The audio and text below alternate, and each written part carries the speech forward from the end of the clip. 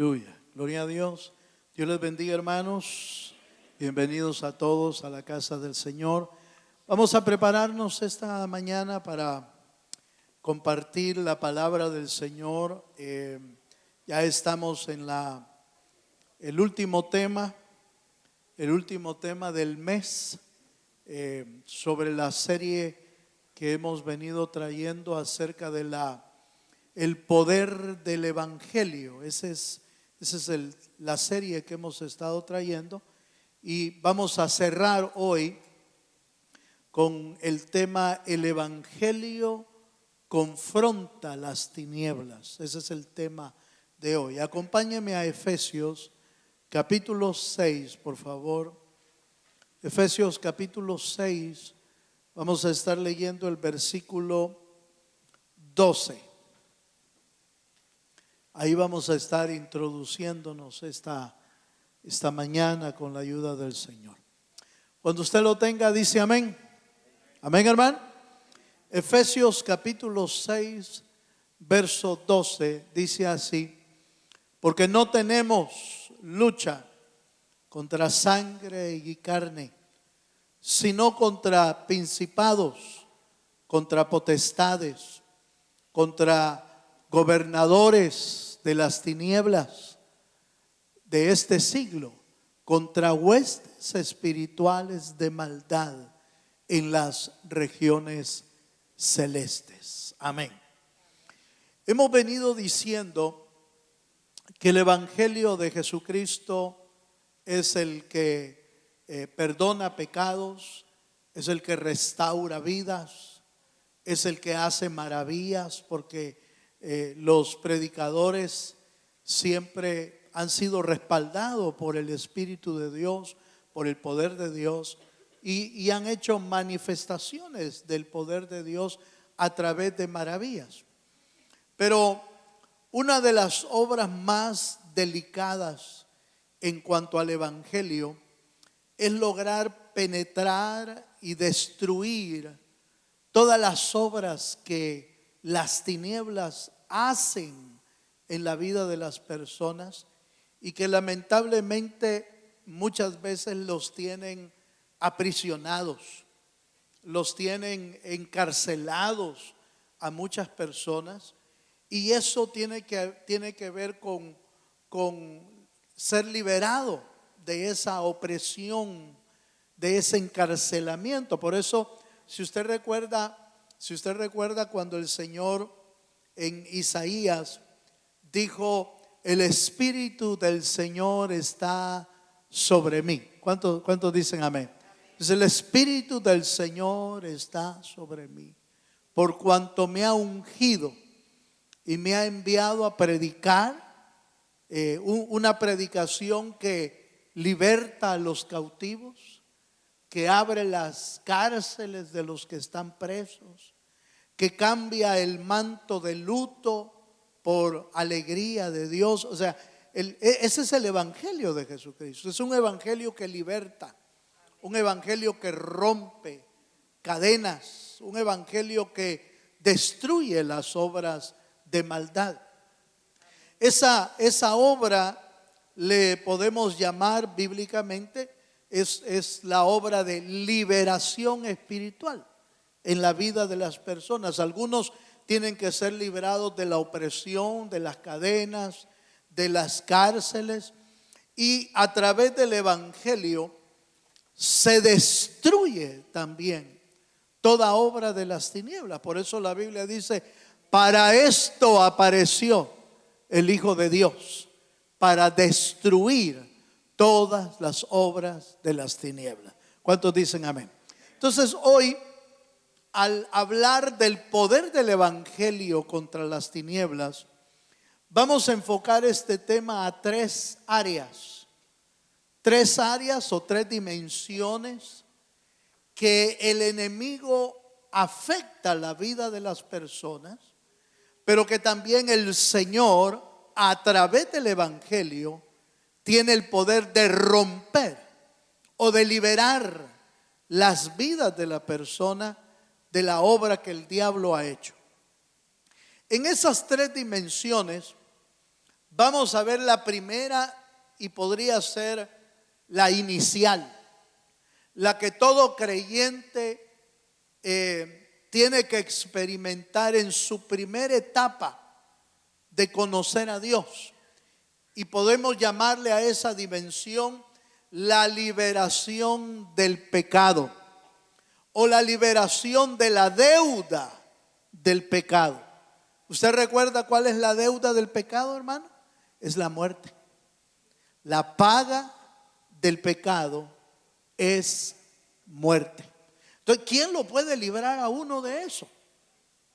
¿Quién lo puede librar? Solo Dios, hermano. Porque ningún ser humano tiene la capacidad de quitarse de encima el pecado. No puede. Ni tampoco tiene la capacidad de vencer la muerte, si no es a través de la obra maravillosa que Cristo hizo en la cruz del Calvario. Entonces vamos a enfocar en esta primera dimensión cómo el poder del Evangelio rompe o destruye la obra del pecado en nuestra vida. Acompáñenme por favor a Romanos capítulo 3, verso 23. Quiero recordarle que el pecado ya nació con nosotros. El pecado original nos fue traspuesto desde que nacimos. Ya traíamos ese germen en nuestra vida. Romanos capítulo 3, verso 23 dice: por cuanto todos, diga conmigo todos, por cuanto todos pecaron y están destituidos de la gloria de Dios. Ningún ser humano es inocente. Todos los seres humanos nos alcanzó el pecado que Adán cometió, que Adán y Eva cometieron, y nos lo trasladaron a nosotros. Y cualquier ser humano diría: pero yo qué culpa tengo de eso, ¿verdad? ¿Yo qué culpa tengo de que Adán y Eva pecaron? No, quizás usted y yo no tenemos la culpa, pero nosotros hicimos lo nuestro también. Cada uno de nosotros pecó y ha pecado y sigue pecando el ser humano. O sea, no le podemos echar solo la culpa a Adán. Nosotros hemos puesto lo nuestro.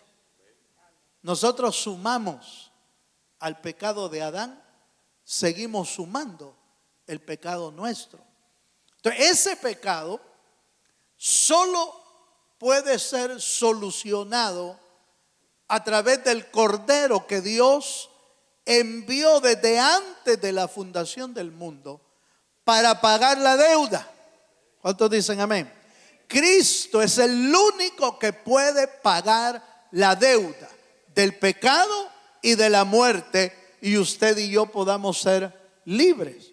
No es la religión, no es el pensamiento de alguien, la filosofía de alguien, no es la religión A, B, C, D, no, ninguna religión sobre la tierra tiene la capacidad de perdonar los pecados y perdonar las deudas que usted y yo teníamos. El único que puede hacerlo se llama Jesucristo, el Hijo del Dios viviente. Por eso cuando hablamos del Evangelio, no estamos hablando de otra religión, no. Estamos hablando del mensaje de Cristo. Estamos hablando del Cristo mismo que salva y que libera. Por eso, si me acompaña a Romanos 6:23, ahí el pasaje nos abre un poquito un panorama más claro e importante.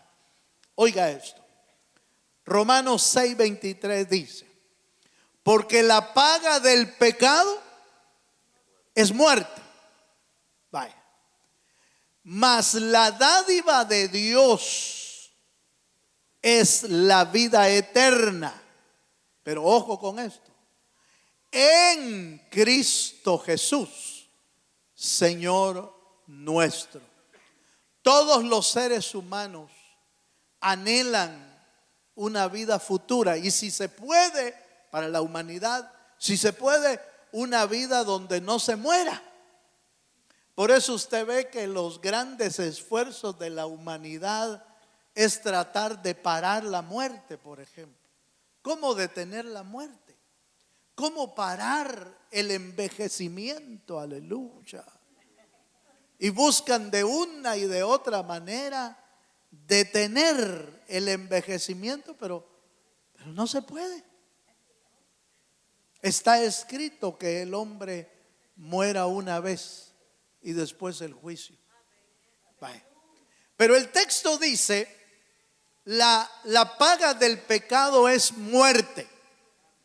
Eso es lo que todo ser humano, ojo con esto, eso es lo que todo ser humano merece por su pecado y por nuestro pecado. Pero el texto dice: mas la dádiva de Dios, mas el regalo de Dios es vida eterna. ¿Cuántos queremos vida eterna? ¿Cuántos quieren vida eterna, hermano? ¿Usted quiere vida eterna? Yo la quiero, yo quiero esa vida eterna. Pero dice: mas la dádiva de Dios es vida eterna en Cristo Jesús, Señor nuestro. Ese pasaje y muchos otros dan un panorama claro que la salvación no se encuentra en ningún otro lugar que no sea Cristo Jesús. No hay posibilidad. No es la religión, no es las costumbres, no son las tradiciones, no son los rituales, no son las penitencias, no son los sacrificios del ser humano que alcanzan la vida eterna. Para alcanzar la vida eterna se necesita Cristo en el corazón, porque Él es el que salva, Él es el que liberta, Él es el que sana, Él es el que bendice. Y eso es importante entenderlo, hermano, porque ese es el principio para la vida eterna. Tener a Cristo en el corazón. Saber que lo que Cristo hizo en la cruz es lo que nos rescata de la muerte hacia la vida eterna. Es importantísimo que todo creyente sepa que es salvo a través de Jesús y su obra redentora en la cruz del Calvario. Pero ¿qué más? Una vez que el creyente nace de nuevo, porque hay que nacer de nuevo. ¿Y qué es eso de nacer de nuevo? La Biblia da a entender que nacer de nuevo es la obra maravillosa de hacerlo una nueva criatura. Pero hacerlo una nueva criatura es con que Cristo nazca en nuestro corazón. Por eso para ser salvo se necesita recibir a Cristo en el corazón. Acompáñame a Juan capítulo 3, verso 36. Vamos a ver un pasaje ahí interesante. Juan 3, 36. Mire este pasaje. Este pasaje son de los pasajes claves de la fe y de la salvación. Dice: el que cree en el Hijo tiene vida eterna, pero el que rehúsa creer en el Hijo no verá la vida, sino que la ira de Dios está sobre él. Entonces la única forma de obtener la vida eterna es creyendo en el Hijo, recibiendo al Hijo, tener fe en el Hijo, porque Él es la fuente de la salvación eterna. ¿Cuántos dicen amén, hermano? No, nos engañaron si nos dijeron que a través de penitencias. Nos engañaron si a través de pagar algo o de traer algo a la iglesia o de hacer algún sacrificio o de cargar algo en los hombros. No, no, eso no salva. Salva Cristo Jesús en la cruz del Calvario y la fe que tú tengas en Él. Eso es lo que salva. Bye. Entonces, veamos un versículo más, un último versículo para ese punto. Hechos capítulo 26, versículo 18. Como estamos hablando de liberar el pecado de nuestra vida, miren lo que dice el texto, Hechos 26, 18. Para que abra sus ojos, para que se conviertan de las tinieblas a la luz y de la potestad de Satanás a Dios, para que reciban por la fe que es en mí. Ahí está otra vez esa misma verdad. Para que reciban por la fe que es en mí perdón de pecados y herencia entre los santificados. Entonces, para ser liberado de la potestad de las tinieblas en cuanto al pecado, se necesita la fe en Cristo también. Le voy a explicar esta parte, tratar de ampliarlo un poquito más. Todas las personas pecamos, y porque pecamos estábamos fuera de la gracia y de la voluntad de Dios. Pero vino Cristo y murió por nosotros. Si usted y yo creemos eso, si usted y yo creemos que Cristo murió para salvarnos, con esa fe es suficiente para recibir la vida eterna y tener paz para con Dios. Eso nos hace reconciliarnos con Dios. Pero ¿sabe cuál es el problema del ser humano? Que el ser humano piensa que tiene que pagar algo. Que tiene que pagar algo. Dice, no, pero es que yo tengo que hacer lo mío. ¿Y qué es lo suyo? Aleluya. Nada. Voy a tratar de explicarlo bien. Usted y yo no tenemos que hacer nada para alcanzar la salvación. La salvación está en Cristo. Pero tengo que caminar en santidad. Sí, pero eso no es lo que lo salva. Lo que lo salva es lo que Cristo hizo en la cruz. Vivir en santidad y vivir para Dios, agradándole, alabándole, sirviéndole, no es para su salvación. Es la evidencia de que usted ha sido salvo. ¿Me doy a entender? Es que no es que yo no voy a la iglesia porque entonces tengo que cambiar. Es que no se cambia porque yo quiera. Se cambia porque cuando uno es salvo, el Espíritu de Dios empieza a transformarlo y empieza a cambiar nuestra vida. Como evidencia de la salvación de Dios en nosotros. Nos trasladó de las tinieblas a su luz. Nos trasladó de las malas obras a las obras de Dios. Pero eso lo hace Dios. Eso no lo hacemos nosotros.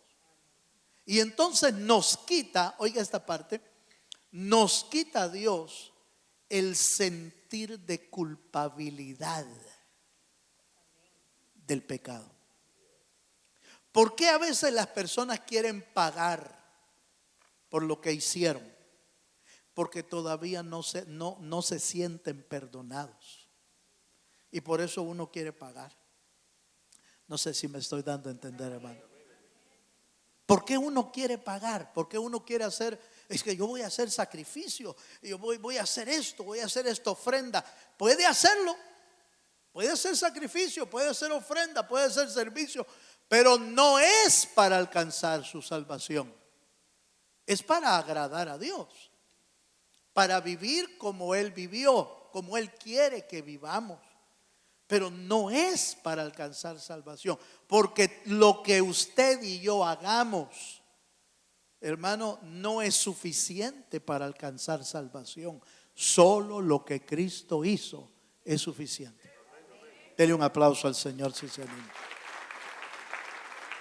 Entonces, ojo con esto. Si usted todavía siente que no es salvo, es porque todavía siente que no ha pagado. Todavía siente deuda. Todavía quiere pagar algo. Y no, ya no hay que pagar nada. Cristo lo hizo. Si usted ya recibió a Cristo como su Salvador, usted no tiene que pagar nada. Entonces, ¿puedo vivir como quiera? No. El que ya recibió la salvación en Cristo, vive para Cristo. Camina para Cristo. Sirve para Cristo. Pero no para ganar salvación, sino para agradar a nuestro Salvador. Amén. Bye. Que dejémoslo ahí. Sigamos un poquito más. Mateo 4, verso 23 al 24. Veamos otra dimensión. La primera dimensión está en la paga del pecado, en la paga de la muerte. Esa es la primera dimensión. Esa dimensión espero yo que usted ya haya recibido ese perdón y haya sido salvo por la gracia bendita del Señor Jesucristo. Pero hay otra dimensión que el enemigo opera en las almas.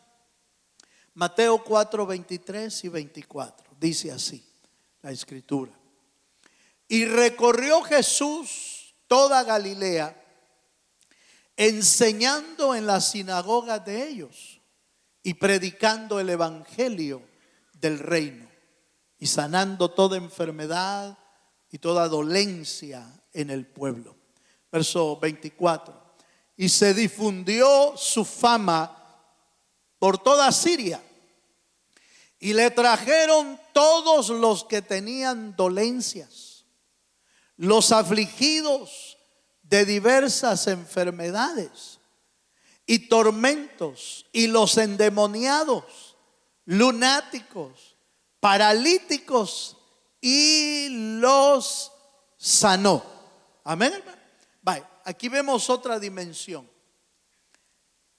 El pecado y la muerte es una dimensión que nos tenía atados, pero hay otra dimensión, y es la dimensión espiritual que no vemos, pero que opera para oprimir las almas, para enfermar las almas, para hacerlas vivir en opresión, en angustia, en aflicción. ¿Cómo lo hace? A veces lo hace a través de enfermedades. No todas las enfermedades son producto de espíritus o demonios, pero a veces sí. A veces afecta a personas en sus sentimientos, los oprime a través de algún tipo de pecado que no pueden soltar de sus vidas. Los oprime a través, hermano, de sentimientos de violencia, sentimientos de depresiones, de desánimos, de tristeza, de luto. Pero no estoy hablando de que uno no haya pasado por algún tiempo de luto. Muchos de nosotros quizás ya pasamos por un tiempo de luto en nuestra vida. Quizás perdimos un padre, una madre, un hermano, una hermana. Quizás ya pasamos por ahí. El problema no es pasar por ahí, sino el problema es cuando el luto no se va de nuestros corazones. Y entonces uno está en tiempo de luto toda la vida y en tristeza toda la vida y en aflicción toda la vida por lo que ya pasó y no logra arrancarse de ahí. Eso ya no es normal. El luto es normal, pero por un tiempo. Pero no puede tener luto toda la vida. ¿Me estoy dando a entender, hermano?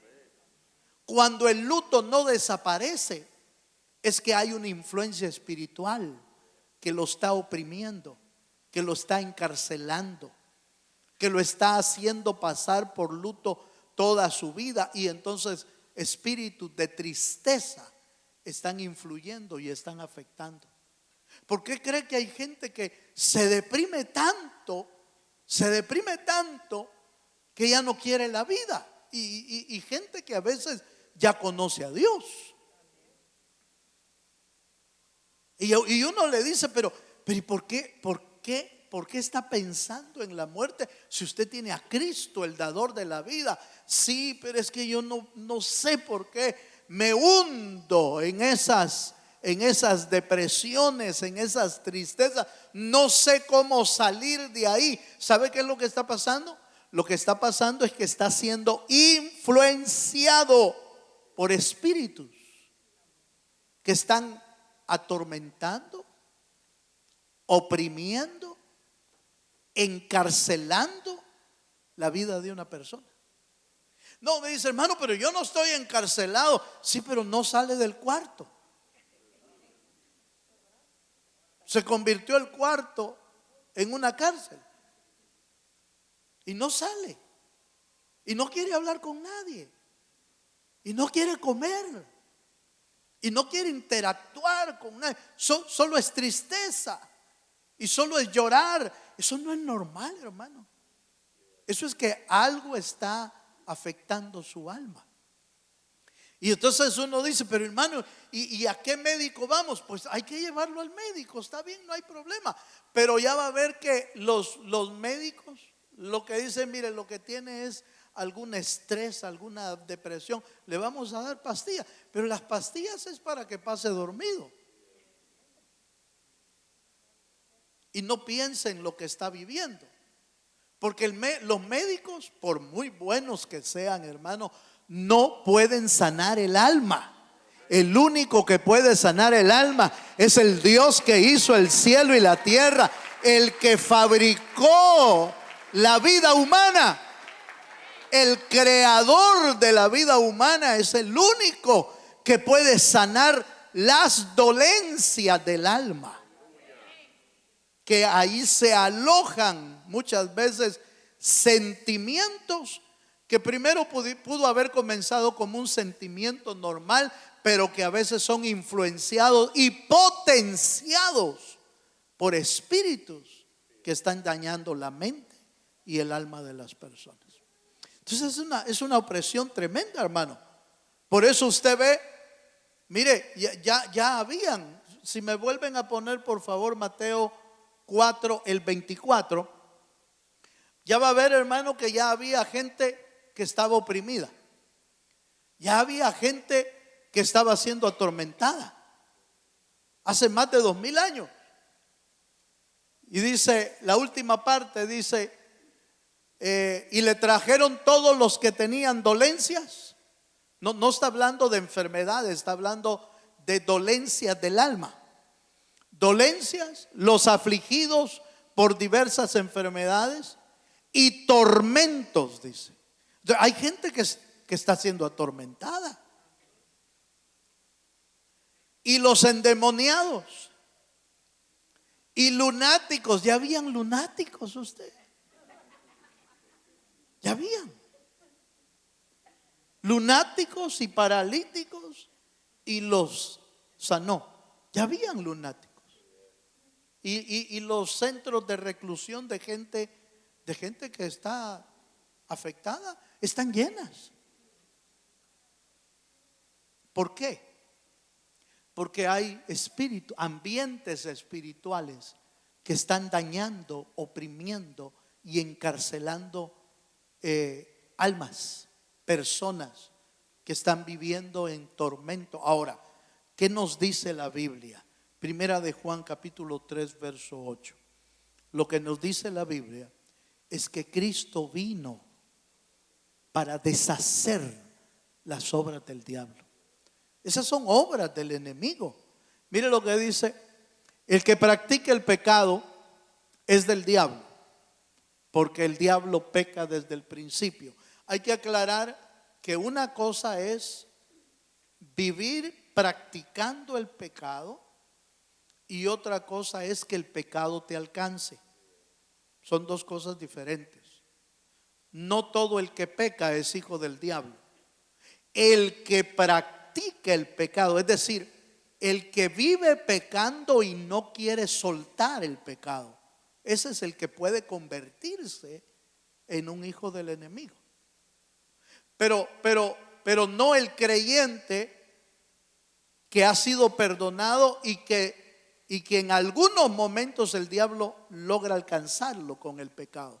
Ese no es hijo, ese es hijo de Dios, pero que cayó en algún momento determinado. Y por eso el apóstol Juan dice: si alguno ha pecado, abogado tenemos para con el Padre, a Cristo el justo. Si usted y yo pecamos, entonces lo que tenemos que hacer es correr donde Jesús, para que Jesús perdone nuestros pecados. Pero la segunda parte del verso, por favor, primera de Juan 3:8. La segunda parte dice: para esto apareció el Hijo de Dios. ¿Para qué, hermano? Para deshacer las obras del diablo. Eso quiere decir que el diablo sigue haciendo obras, sigue operando.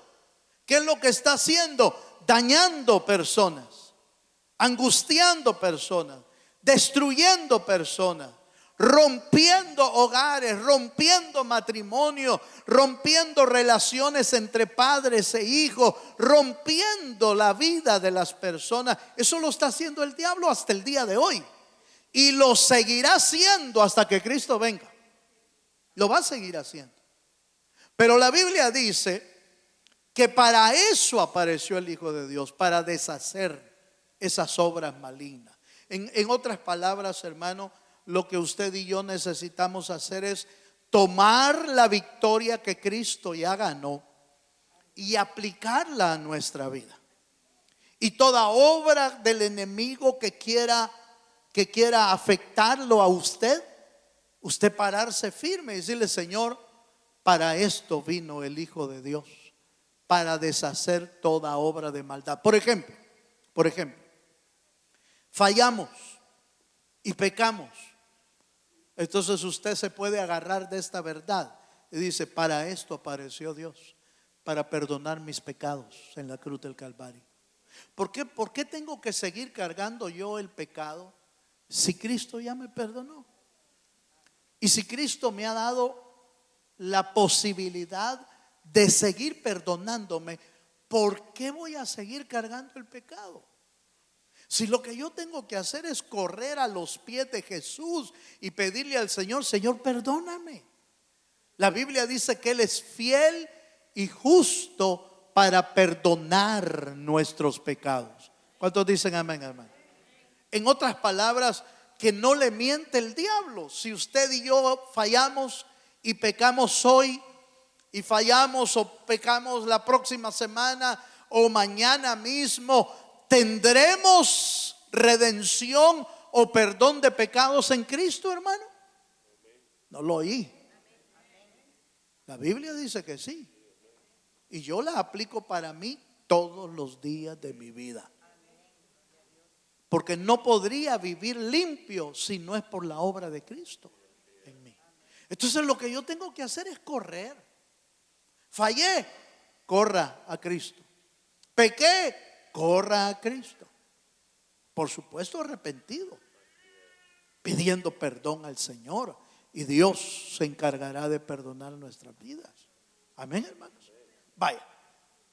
Pero también nos habla, hermano, nos habla de romper cualquier obra del enemigo sobre nosotros, cualquier influencia. Mire, hermano, es que más que verlo en la escritura, lo podemos ver, por ejemplo, en la experiencia.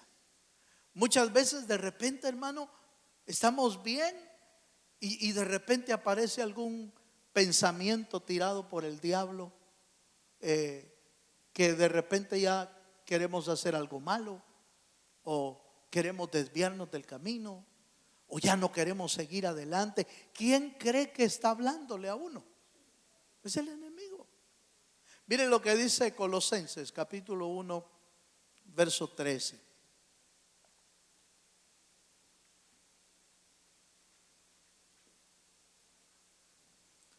Colosenses capítulo 1, verso 13 dice, hablando de Cristo, dice, el cual nos ha librado de la potestad de las tinieblas y trasladado al reino de su amado Hijo. Por ley judicial, usted y yo ya fuimos trasladados de las tinieblas a la luz. ¿Cuántos están de acuerdo con eso? Por ley de Dios, usted ya fue trasladado a la luz. ¿Cómo fue trasladado? Por creer en Jesucristo. Nos saca de las tinieblas y nos mete a la luz. Pero aquí viene un problema, una situación delicada. Entonces, ¿cómo es que el enemigo logra influir en nuestros pensamientos y en nuestro corazón a veces? ¿Por qué? Porque si ya somos luz, ¿cuántos son luz en Cristo? Porque si ya somos luz, de repente aparece un dardo del enemigo en nuestra mente o en nuestro corazón. ¿Sabe cómo? Cuando le abrimos puertas al enemigo. Cuando nuestra vida le abre una puerta a través de la duda, a través del temor, a través de la incredulidad que es la duda, a través del pecado se le abre una puerta al enemigo y entonces el enemigo tiene derecho a afectarnos.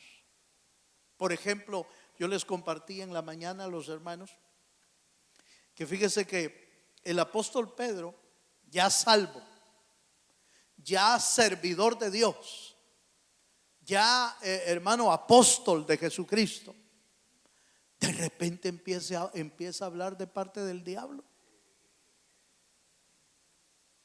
Cuando le dijo Pedro a Jesús, le dijo: Señor, ¿cómo es eso que te van a ir a matar? ¿Cómo es eso? Que no te acontezca eso, Señor. Yo voy a dar mi vida por ti si es necesario, pero no vayas a la cruz. ¿Sí o no? ¿Se acuerda qué le dijo el Señor? Apártate de mí, ¿qué? El apóstol Pedro hablando de parte del diablo.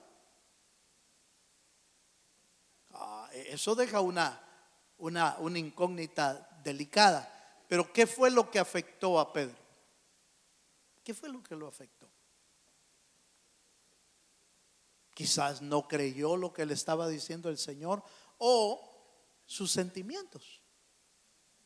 ¿Cómo va a ser eso que vas a morir, Señor? No puede ser. Si tú vas a morir, yo doy mi vida. Metió sus sentimientos en el proyecto eterno. Y los sentimientos no siempre son los sentimientos de Dios, son nuestros sentimientos. Yo ayer les compartí a los hermanos que estábamos en una clase de liderazgo de obreros. Les compartía la experiencia que tuve yo en una ocasión de orar por una hermana que estaba enferma y estaba, honestamente, hermanos, estaba grave, tenía cáncer.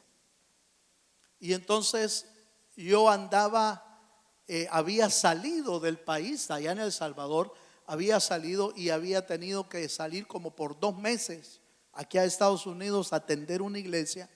Y cuando regresé me enteré que la hermana estaba ya en una mala situación, ya casi partiendo. Entonces yo fui a visitarla y la hermana mire, aunque enferma, sonriente, me dijo: hermano, qué bueno que vino, solo estaba esperándolo, me dijo. Esas fueron las palabras de ella. Solo estaba esperándolo porque quiero que usted ore por mí.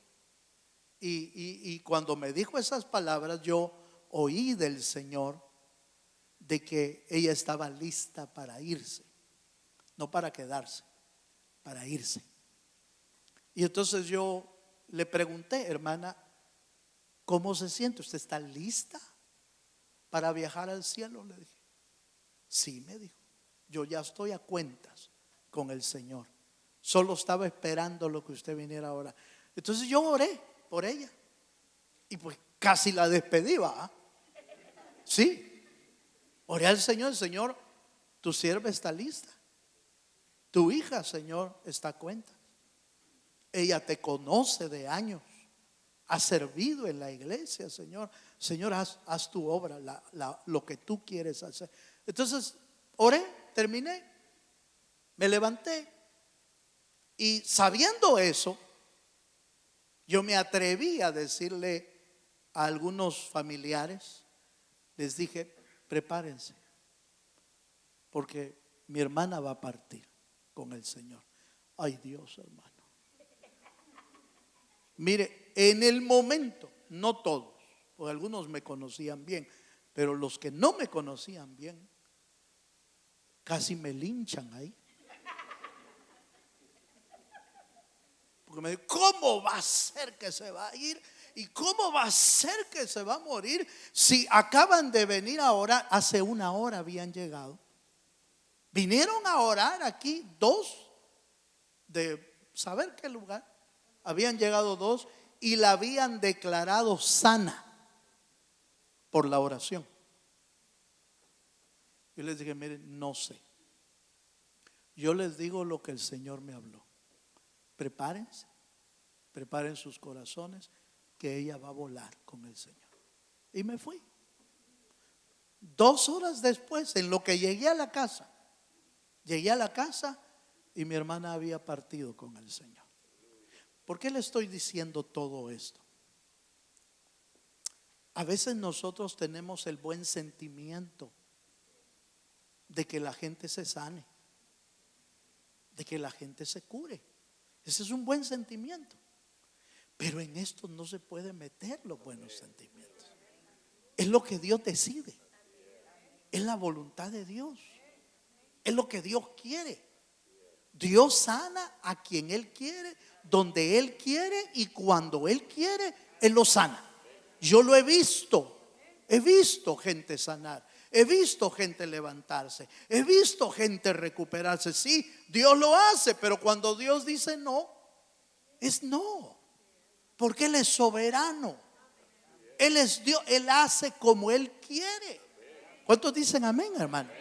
Entonces, por favor, los sentimientos a veces le abren una puerta al enemigo, porque uno quiere lo que uno desea y no siempre. Era un buen sentimiento de Pedro que el Señor no muriera, hermano.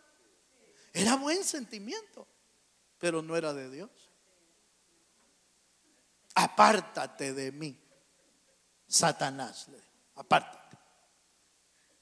Pedro se ha de haber asustado cuando le dijeron eso, hermano. Pero se lo dijo, el Señor se lo dijo. Apártate de mí, Satanás. Vaya, ese es un caso. Le doy otro caso. ¿Se acuerda usted de Juan y su hermano? Algunos le llaman los hijos del trueno. Ellos eran discípulos del Señor y andaban preparando las campañas evangelísticas donde el Señor iba a predicar. Se fueron a meter a una ciudad y en esa ciudad no lo dejaron preparar. No quisieron que Jesús llegara a ese lugar.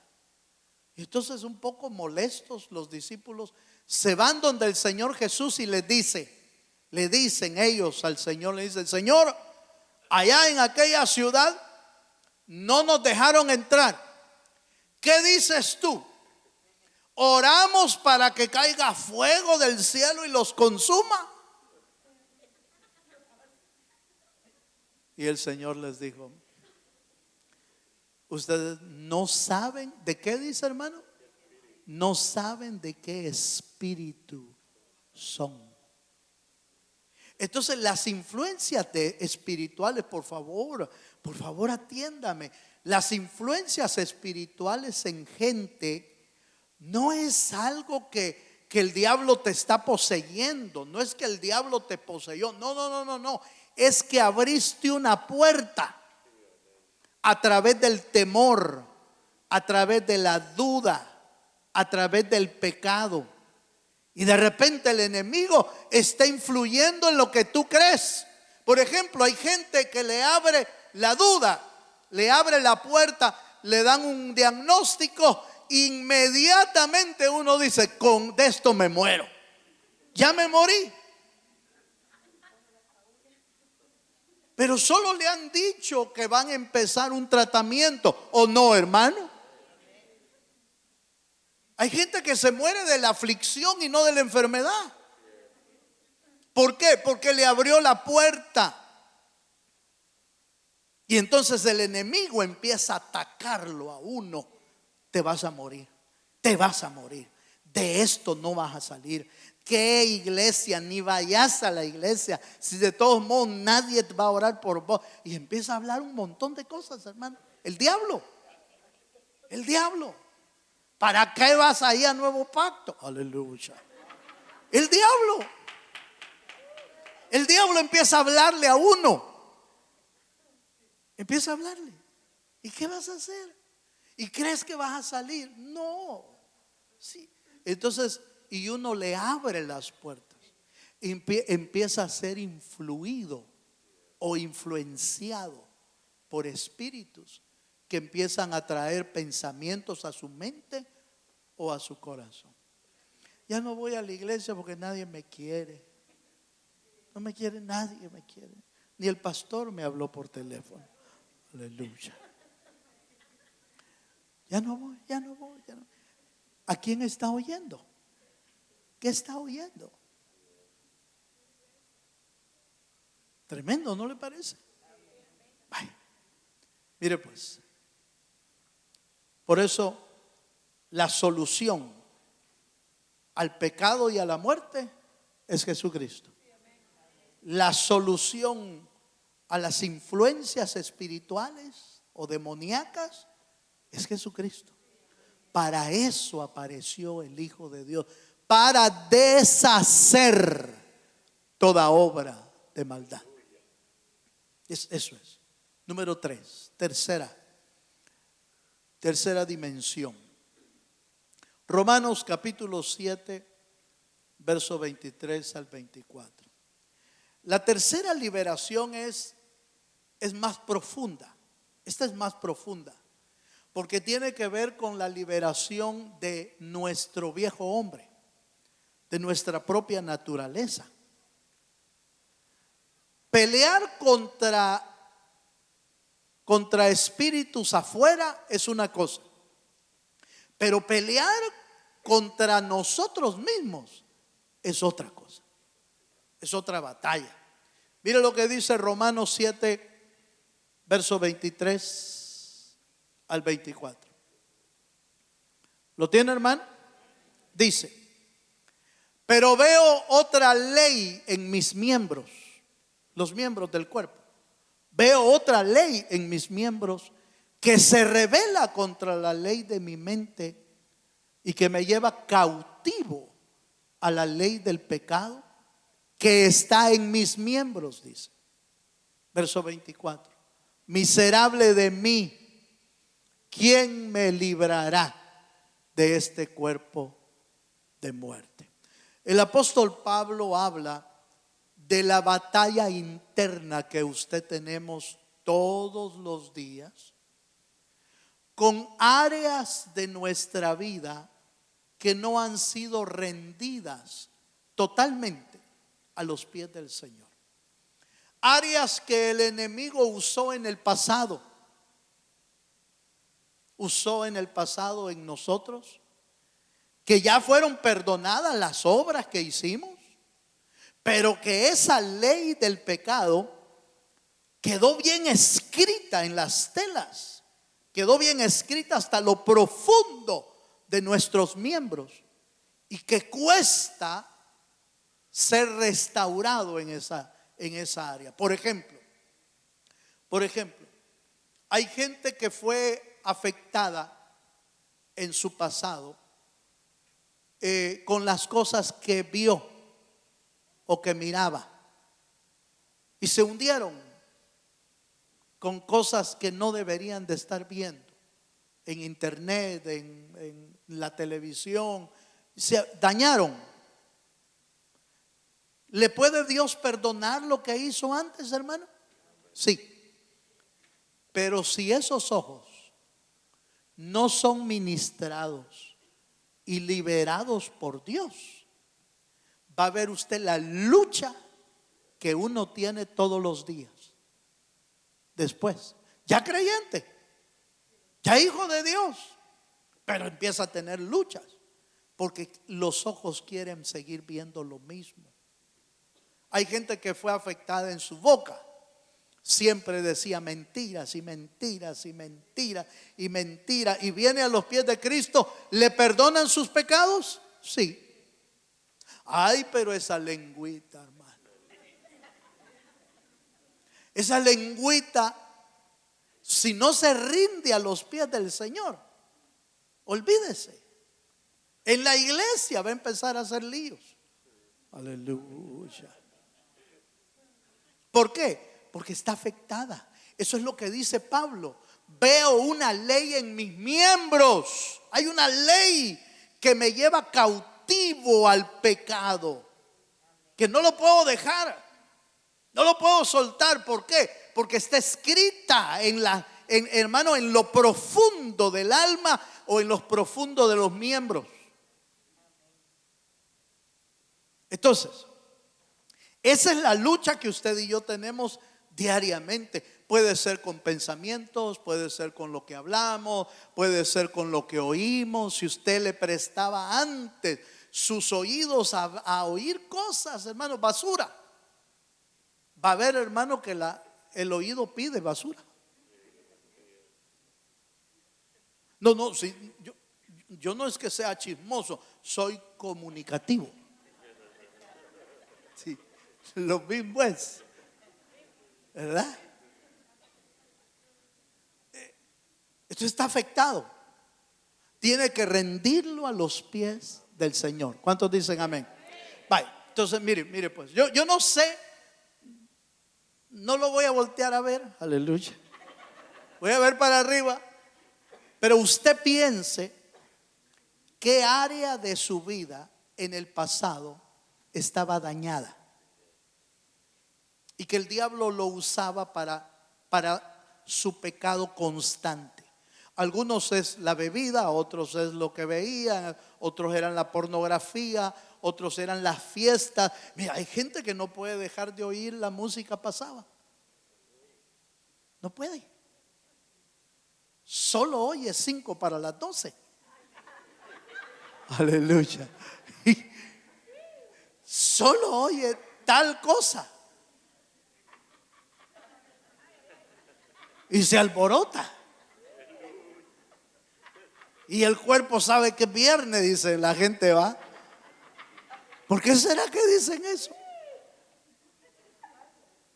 Es el alma que quedó atrapada en actos pecaminosos pasados y que cuando viene ahora, no es que lo esté haciendo, pero todavía como que quisiera. Mira en la televisión una cosa así como goteando.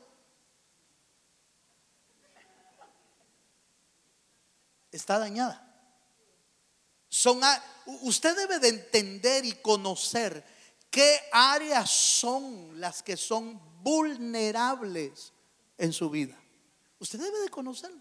Si no sabe eso, hermano, es porque no se ha tomado el tiempo para discernirlas o para entenderlas adecuadamente, que constantemente está siendo dañado con eso mismo. ¿Cuántos dicen amén? ¿Me estoy dando a entender, hermano? Usted tiene que descubrirlo. Eso no lo puedo descubrir yo. Eso lo tiene que descubrir usted. Usted delante de Dios. ¿Qué cosas lo alborotan todavía? ¿Qué cosas todavía lo meten en aprieto? ¿Qué cosas todavía cuando usted las oye o lo invitan o lo ve, todavía reacciona. Su alma reacciona y dice, pero vale que ya no puedo ir, ¿verdad? Porque ya soy cristiano, pero todavía tiene la intención. Eso es señal de que tiene esa área despierta. Y solo hay dos formas. Voy a terminar porque el tiempo se me agotó ya. Solo hay dos formas de poder anularlas, de poder, hermano, superarlas. Solo hay dos formas. Número uno, Eclesiastés capítulo 8, verso 11. En la mañana le di este tips. Yo espero que les sirva este tips espiritualmente. La primera tiene que ver con aprender a sentenciar la mala obra que se viene en un momento determinado. Hay que aprender a sentenciarla. Mire lo que dice: por cuanto no se ejecuta luego, esto es de hacerlo luego, por cuanto no se ejecuta luego sentencia sobre la mala obra, el corazón de los hijos de los hombres está en ellos dispuestos, ¿para qué? Para hacer el mal. ¿Sabe por qué la gente, después de que fue tentada, termina pecando? Por eso, porque no sentencia la mala obra. Si usted y yo aprendiéramos a que cuando somos tentados, ¿cuántos son tentados aquí, hermano, todavía? ¿Cuántos son humanos? Levanten la mano los que son humanos. Si usted es humano, usted es tentado. Usted y yo somos tentados. ¿Cómo superamos eso? La única forma, o las dos formas son: número uno, cuando usted sienta la tentación y se despierte los miembros del cuerpo que estuvieron dañados, se despierten, sentencie la mala obra. ¿Cómo? Háblele a esa mala obra, háblele a su alma y diga: alma mía, ¿por qué quieres ir a pecar si Dios ya te perdonó? Alma mía, ¿por qué quieres hacer lo malo si Cristo ya murió por ti en la cruz? Alma mía, ¿por qué quieres volver al alcohol si el Señor te perdonó de eso? Sentencia luego. El problema del ser humano es que, hermano, viene la tentación, viene el pensamiento y entonces uno empieza a darle vueltas. Ay, hombre, si alguien me invitara ahorita. Ay, no, pero ya no puedo hacerlo, pero solo lo voy a pensar. Y le empieza a dar vueltas a esa tentación, a ese pensamiento. A las tentaciones, hermano, no se le resisten, se huyen de ellas. Esa es otra clave. Cuando usted vea una tentación, salga corriendo, salga de allí.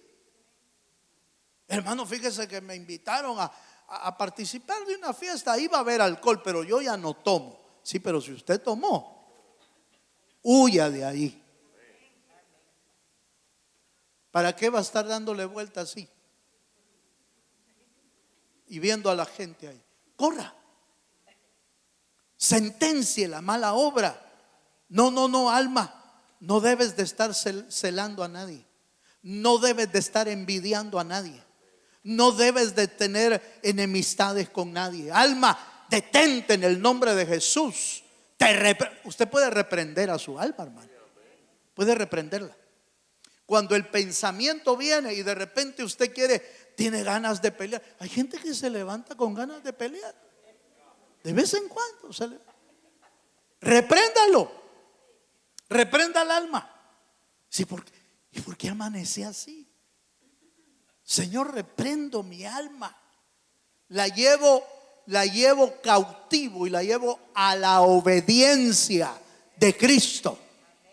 No dice la escritura, hermano, que llevemos cautivo todo pensamiento a la obediencia de Cristo. Así dice el pasaje.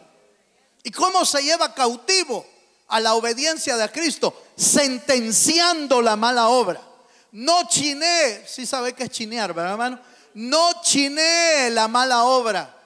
No chinee el pecado, senténcielo. Antes de que se produzca el pecado, senténcielo. Y va a ver usted que las cosas empiezan a cambiar. Mi hermano, este pasaje lo recuerdo yo hace años y ha sido a mi vida de mucha ayuda y de mucha bendición. ¿Por qué? Porque solo veo yo venir, solo veo aparecer algo y le pego con todo, como que fuera garrote abierto, hermano. ¿Para dónde vas? ¿Dónde vas, alma mía? Si ya el Señor te rescató, ¿por qué tienes que andar haciendo esto? Póngalos quietos, sentenciando la mala obra. Porque si no la sentencia, oiga lo que decía el versículo, guárdelo por favor, es Eclesiastés 8:11. Dice, cuando no se sentencia la mala obra, el corazón del hombre está dispuesto a hacer el mal. ¿Me doy a entender, hermano? Por eso es que uno termina pecando, por eso es que uno termina haciendo lo malo, porque no sentenció lo que está mal dentro de uno. Número 2, segunda clave.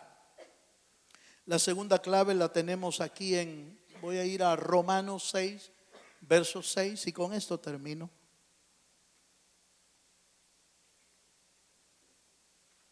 La segunda clave para rendir al viejo hombre está en este verso. Dice, sabiendo esto, que nuestro viejo hombre fue crucificado juntamente con él, para que el cuerpo del pecado sea destruido, a fin de que no sirvamos más al pecado. Tú fuiste comprado ya no para seguir pecando. Fuiste comprado por la sangre de Cristo para vivir para Dios. Pero si tú te das cuenta que tienes una batalla interna que te lleva al pecado, la primera clave es sentencie todo lo que salga para mala obra. La segunda clave es vaya a la cruz. Vaya a la cruz de Cristo. Vaya al altar y ríndase allí su vida, entregue su vida en la cruz. Señor, yo ya fui crucificado con Cristo. Vengo a la cruz para que mi cuerpo, mi carne se sujeten a la voluntad de Dios, para que mi cuerpo ya no sirva al pecado, sino que sirva al que me llamó de las tinieblas a su luz admirable. Ahí está.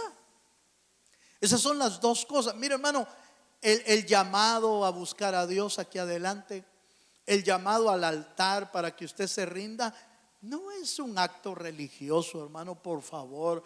No vaya a pensar que, hermano, los que quieran venir aquí adelante, vengan a tirarse, a postrarse aquí, es solo para llenar parte del culto. No, es la oportunidad que usted y yo tenemos de entrar a la presencia de Dios y tirarnos a que Dios haga con nosotros lo que Él quiere hacer.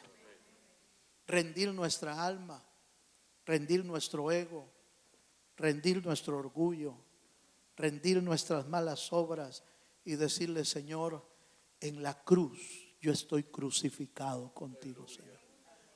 Podrá, oiga esto que voy a decir y termino. Otra vez. ¿Podrá alguien crucificado pecar? ¿Y cómo va a pecar si está clavado en la cruz? ¿Cómo peca alguien que está clavado? No puede. Cuando usted y yo nos metemos al altar y nos rendimos ahí, nuestra vida ya fue crucificada con Cristo y es rendida con Cristo en la cruz. Usted recuerda que Jesús dijo: si alguno quiere ser mi discípulo, niéguese a sí mismo. ¿Qué más dice, hermano? ¿Cuál cruz? Es una cruz espiritual. Pero dice: tome su cruz y sígame. ¿Para dónde? ¿A dónde cree que lo van a llevar a usted con una cruz a cuestas? A crucificarlo. Por eso es que debemos llevar nuestra cruz. Es una cruz espiritual. Y nos rendimos cada día delante de la presencia de Dios. Así se mantiene sujeta nuestro viejo hombre. Y la batalla interna se va ganando porque el viejo hombre muere y el nuevo hombre resalta para darle la gloria al Dios de los cielos. Dile un aplauso al Señor. Póngase de pie, hermano, por favor. Vamos a ponernos de pie. Y mientras nos ponemos de pie y mis hermanos vienen a ministrar la alabanza, yo quiero invitarle esta mañana a que todos aquellos que tengamos alguna batalla, sea contra el pecado y la muerte, sea contra influencias espirituales que están dañando nuestra vida, o sea contra el viejo hombre que internamente todavía estamos batallando, yo te voy a invitar a que te vengas adelante y le vengas a decir: usted, nadie lo puede hacer por usted, hermano, solo usted lo puede hacer. En la presencia de Dios, vayamos a la cruz, vayamos al monte Calvario, donde Jesús ganó, donde Jesús nos dio la victoria. Vayamos al altar. Vengamos a morir al pecado, vengamos a morir al ego, vengamos a morir a la muerte. Ya Él pagó el precio. Nosotros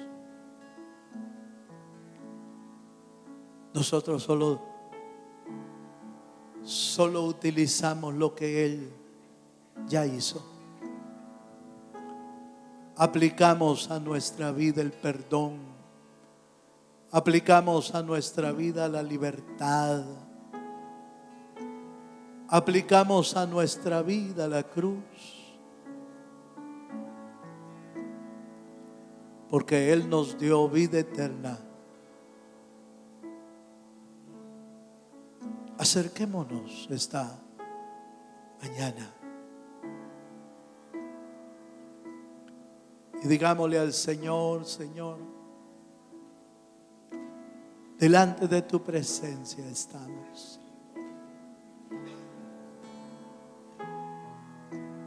Levanta tus manos al Señor.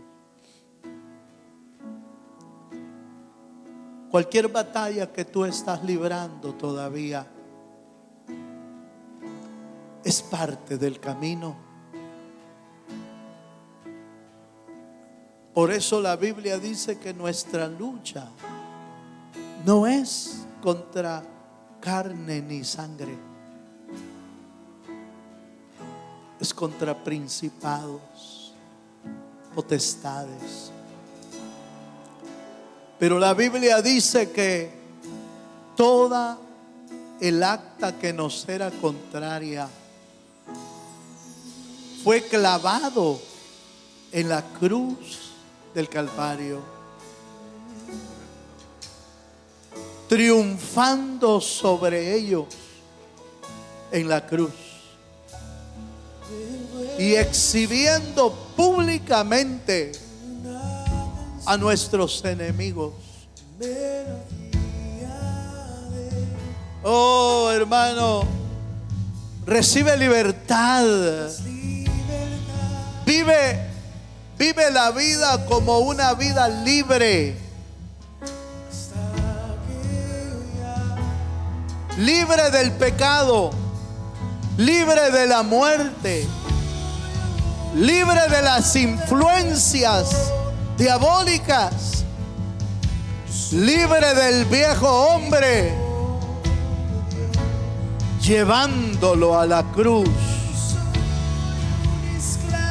No vivas como esclavo, vive como libre. Para eso apareció el Hijo de Dios, para deshacer todas las obras del diablo. Aleluya.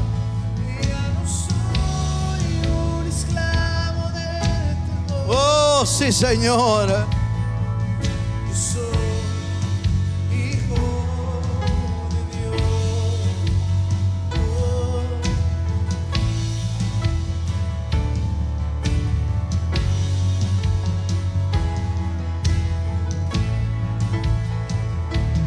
Desde el vientre fui escogido en ti.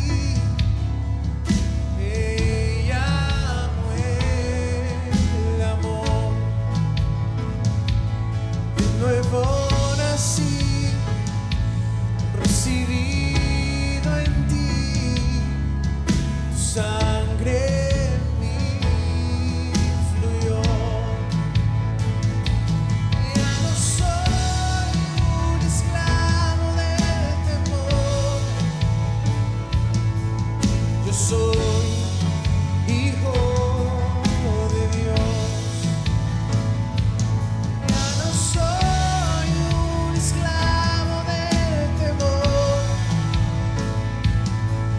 Yo soy hijo de Dios.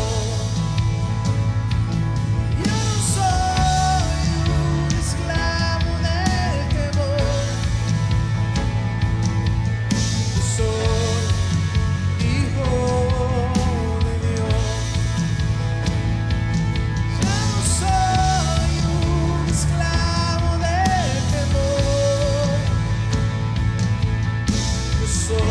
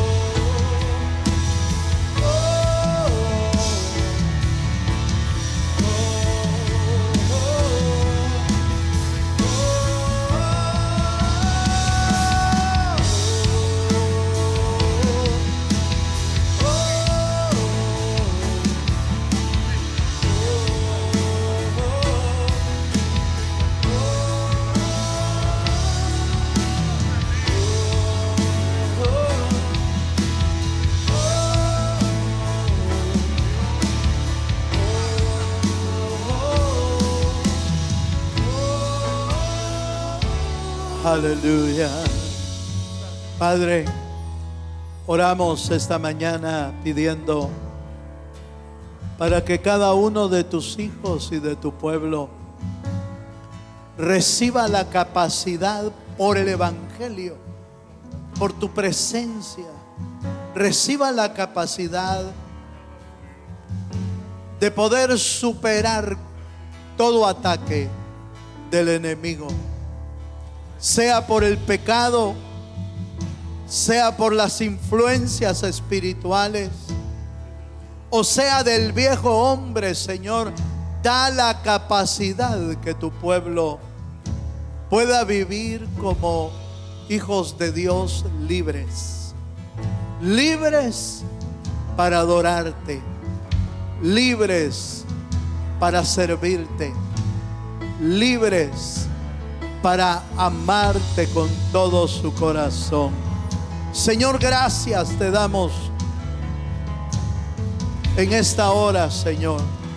Y te rogamos que escribas esta palabra en las telas del corazón. Perdona todo pecado, Señor. Lávanos con tu sangre preciosa y trae salvación, trae vida eterna, trae tu bendición, Espíritu Santo. Nosotros la recibimos en el nombre de Jesús. Gracias, Dios.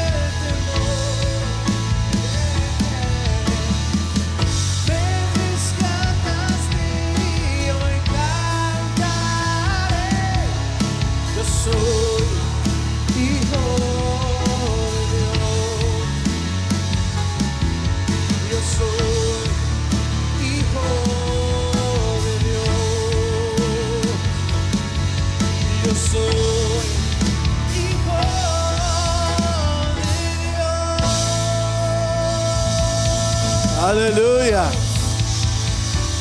Gloria a Dios. Gloria al Señor. Amén y amén.